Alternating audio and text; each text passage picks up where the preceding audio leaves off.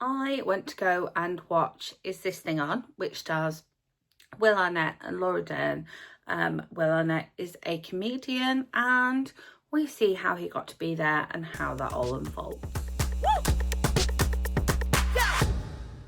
Welcome back, or if you are new here, welcome. My name is Katrina and I make bookish content as well as movie reviews here on this channel every week. All of my movie reviews are spoiler free, and I will leave a playlist of my recent reviews linked up above in case you are looking for something else to watch this weekend. Yes, I actually ended up seeing this as part of a screen unseen, but everybody was quite clear what this screen unseen was going to be, and the fact that it was going to be Is This Thing On. And I would have literally gone to watch this a couple of days later when it came out anyway if I hadn't seen it as part of the screen unseen. So I was very happy that it was in fact this film. So we see Will Arnett in the beginning having not a great time in his marriage to Laura Dern. They have a couple of kids together, and Bradley Cooper, who directs the film, plays one of their friends who, you know, it's another couple and they're friends, and they do games nights together and dinners together and trips away together and what have you. And so we see him ending up moving out and in an apartment in the city, and therefore being sort of tempted to go into this comedy club. He realizes it's $15 cover unless you are performing in the open mic night, so he decides to just get up there on the stage and perform. And as you sort of see the credits, you see, I think at the beginning, you see that it's Bradley Cooper and Will Arnett are producers, but also John Bishop is a writer and producer, because I believe that this is very loosely based on John Bishop's life, or that this happened to him as part of his life. And so we have little nods to John Bishop and little nods to Liverpool in there as well, which I think is really quite cool. Yeah, Will Arnett sort of has an athletic top. I can't remember whether he sleeps in it or whether he like runs in it or something, but it's like a Liverpool top. And so you've got like little nods in there to that. And then you get to know the sort of other people on the comedy circuit with him as well. Amy Sedaris is in there too. And you've got this, sort of quite big cast of characters, similar to where you've got other things. I think a lot of things with Bradley Cooper, you've got quite a range of cast of characters. But essentially, Will Arnett treats his character, Alex, treats the stage and the microphone as a bit of sort of free therapy, so to speak. He doesn't necessarily go and see a therapist on his own. He tells the crowd his experience, and he sort of verbalizes what's going on and how that's made him feel whilst he's up on the stage. And the crowd obviously find this very relatable and very funny, and so it's an interesting way of seeing him working through that, which, you know, I think a lot of us probably, rather than paying the money out for therapy, probably do the same thing with our friends in a similar way. But he's just doing it in front of, you know, different friends every time in the Comedy Cellar bar. And it was interesting sort of seeing how that affected him and how he kept it from the other people in his life without actively keeping it from them. And then Laura Dern sort of finds out accidentally. Again, you see that in the trailer, so that's not a spoiler.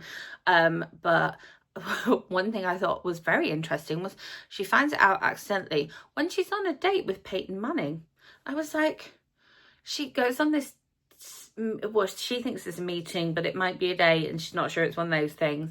And she turns up to the table, I'm like, that's Peyton Manning. What's Peyton Manning doing in here? Because I think he's, you know, he's been in plenty of commercials, but he's been in a film where he was kind of playing himself but not playing himself, and then he's definitely played himself in a couple of films of like his Peyton Manning, but he's actually playing a character in there. And for, you know, a former NFL player who plays himself not terribly well in a load of insurance adverts and obviously car garage adverts, I thought he was okay. I was like, that's Peyton Manning, but he's acting as a character and I'm buying it. I'm not just like, that's Peyton Manning again. So that was interesting. I don't know how he came to be involved in that. I haven't gone down that deep dive yet as to finding out, you know, exactly why and how Peyton Manning is involved in this film. But yeah, that was an interesting development. If you're, you know, have seen that he's been cast in this and you're worried about it, no, he does a good job. I think that all the acting is pretty good in this, really. Like, I like Will Arnett in the majority of the things that he is in. Obviously, love a bit of Lego Batman. And so I feel like it's been a while since I've seen him in a more sort of serious role, and so it's interesting. Even though he plays a comedian, it's definitely a more serious role that he plays.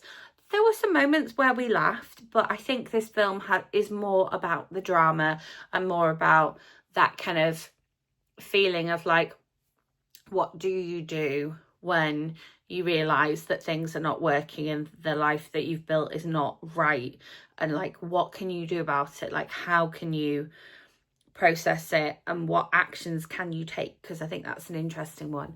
But yeah, overall, I think I did cry. I definitely laughed, and I enjoyed it. I probably wouldn't watch it again. This is one of those where, should you pay your cinema going money to go and watch this one, I don't think you have to go and see this one on the big screen.